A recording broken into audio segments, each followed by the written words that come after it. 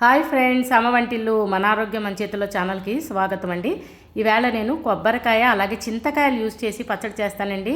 రెండు కూడా మంచి కాంబినేషన్ అండి, సూపర్గా ఉంటుంది. అయితే రైస్తో తీసుకోవచ్చు, లేదంటే టిఫిన్స్తో తీసుకోవచ్చు. ఇప్పుడు మంచి సీజన్ కదా చింతకాయలు వచ్చిన వాటిని అలా ఉడికించుకుని చక్కగా దాన్ని పేస్ట్లా చేసి పక్కన పెట్టుకోవాలి. అంటే మనం చల్లారిన తర్వాత వాటిని నీళ్ళల్లో తీసి ఉంచుకుంటే కనుక ఈ చింతకాయ జ్యూస్తో మనం చాలా రకాల పులుసులు పెట్టుకోవచ్చు, కూరల్లో వాడుకోవచ్చు, అలాగే ఇలా పచ్చళ్ళలో కూడా చేసుకోవచ్చు అండి. అంటే మనకి ఎప్పుడు చింతపండు దొరుకుతుంది, కాయలు దొరికినప్పుడు ఈ టేస్ట్ అయితే ఖచ్చితంగా మారుతుంది. ఇలా ట్రై చేయండి. దానికి చూడండి, అలాగా కొబ్బరికాయ శుభ్రం కొట్టేసి ముక్కలు తీసుకున్న తర్వాత మిక్సీలోకి అందులో వేయించిన మిరపకాయలు అలాగే ఈ జ్యూస్ కూడా వేసి, చింతకాయ జ్యూస్ వేసి శుభ్రంగా మనం పేస్ట్ లాగా ఆడుకోవాలండి. దానికి తాలింపు మినప్పప్పు, కరివేపాకు, ఎండుమిరపకాయ, ఇంగువ మంచి తాలింపు పెట్టుకుంటే ఆవాలు వేసుకుని చక్కని పచ్చడి తయారవుతుందండి. అయితే ఇది దెబ్బ రొట్టెతో కానీ, లేదంటే ఇడ్లీతో కానీ, లేదంటే రైస్తో, మిల్లెట్స్తో, దేంతోనైనా చాలా బాగుంటుంది. మీరు కూడా ఈ పచ్చడిని ఇలా ట్రై చేసి మీకు ఎలా కుదిరిందో కామెంట్ పెట్టండి. ఛానల్ సబ్స్క్రైబ్ చేసుకోకపోతే సబ్స్క్రైబ్ చేసుకోండి.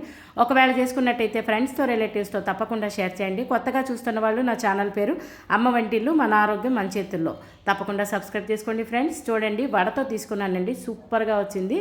మీరు కూడా ట్రై చేయండి. అంటే పండుతోనే కాదు, చింతకాయతో కూడా చేసుకోవచ్చు అని చెప్తున్నానండి. సేమ్ మనం ఇదివరకు పచ్చళ్ళు, పులుసులు కూడా చింతకాయలతో చేసి నా ఛానల్లో పెట్టానండి. అవి కూడా చూడండి, తప్పకుండా చూసి మీకు ఎలా వచ్చినాయో చెప్పండి. అలాగే ఇది చింతకాయ పచ్చడి అండి. చింతకాయలు ఓన్లీ చింతకాయలతో కూడా పచ్చడి చేసుకోవచ్చు. దాన్ని చూడండి, అలాగా పచ్చిమిరపకాయలు మా అమ్మగారి ఇంట్లో గార్డెన్వేనండి. ఆ పచ్చిమిరపకాయలు మనం చక్కగా కోసుకున్న తర్వాత వాటిని తీసుకుని, అంటే కొనుక్కున్న వాటితో కూడా చేసుకోవచ్చు. ఫ్రెష్గా జస్ట్ గార్డెన్ ఉందని చూపిస్తున్నానండి. అలాగ పచ్చిమిరపకాయలు ఎన్ని కావాలంటే అవి ఇవి పచ్చిగానే పచ్చడికి వాడుకోవచ్చండి. మెయిన్ ఏంటంటే చింతకాయ అలాగే ఇవి పచ్చిమిరపకాయలు, కొత్తిమీర ఇవన్నీ పచ్చివే జస్ట్ మిక్సీ పట్టుకుని తాలింపు పెట్టుకోవడం అనేది సూపర్గా ఉంటుంది.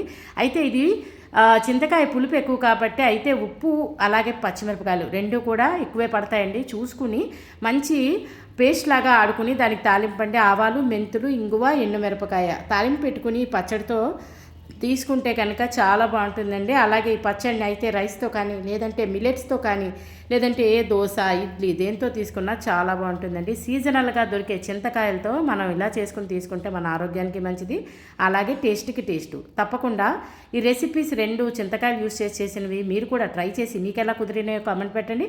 ఛానల్ సబ్స్క్రైబ్ చేసుకోకపోతే సబ్స్క్రైబ్ చేసుకోండి. ఒకవేళ చేసుకున్నట్టయితే కనుక ఫ్రెండ్స్తో, రిలేటివ్స్తో తప్పకుండా షేర్ చేయండి.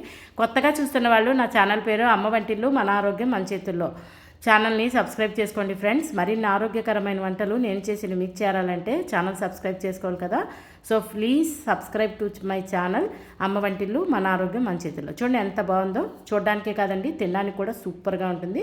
వేడి అన్నంలోకి కొద్దిగా నెయ్యి వేసుకుని చింతకాయ పచ్చడి కలుపుకొని తీసుకుంటే సూపర్గా ఉంటుందండి. టేస్ట్ అస్సలు మిస్ అవ్వకండి. ట్రై చేయండి, కామెంట్ చేయండి. థ్యాంక్స్ ఫర్ వాచింగ్ అమ్మ వంటిల్లు మన ఆరోగ్యం మన చేతుల్లో.